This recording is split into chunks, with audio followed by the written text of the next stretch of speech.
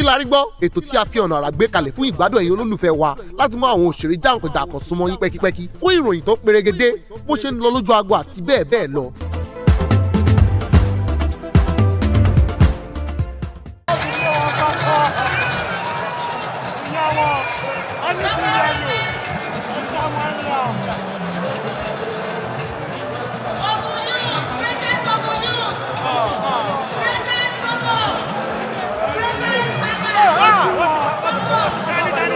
Wọ́n ti kọ̀ lórí bẹ̀.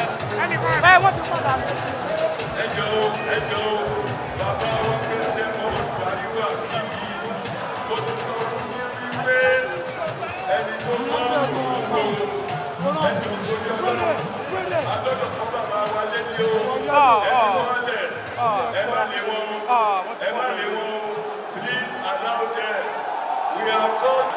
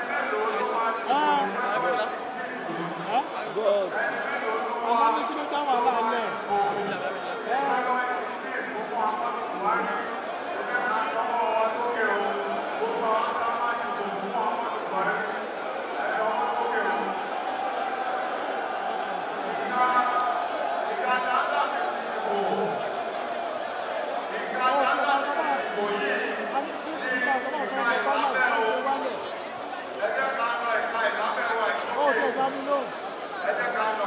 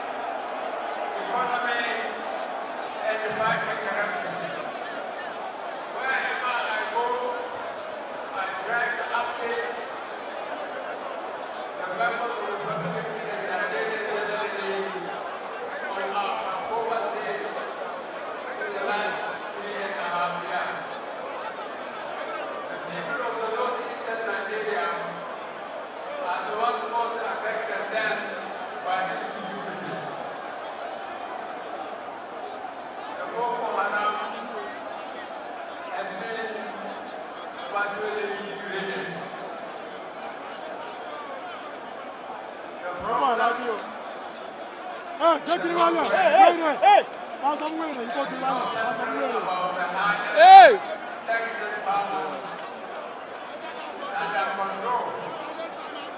Of the economy, we were elected. The last 3 days, we have blessed your grace. We went back to the farm. And the government tried and applied fertilizer and half the price it used to be. Nobody regretted that went back to that. We have now achieved food security. Lagos and the Ogun States, Kebbi, Ikoyi, Jigawa are among the states that the president are very, very rural rights. Now we are virtually self-sufficient in rights. The money we save, we are building infrastructure. We are building roads. We are doing the rain. We are doing power. You will be the witnesses. God willing, by the time we complete the next 4 years. I ask you to practice your civic right. Come out next Saturday and on the 2nd of March and choose whoever you like. Woo! From the party. Anybody on the one second. Vote. So there is no problem about it. Headline, yeah.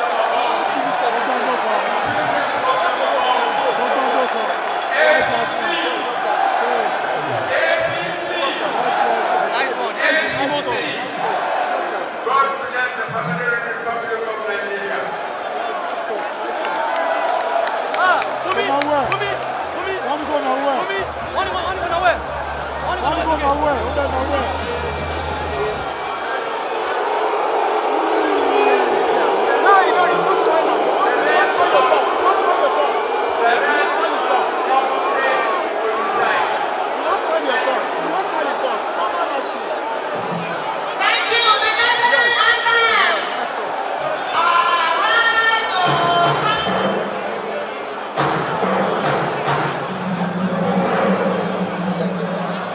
Arise,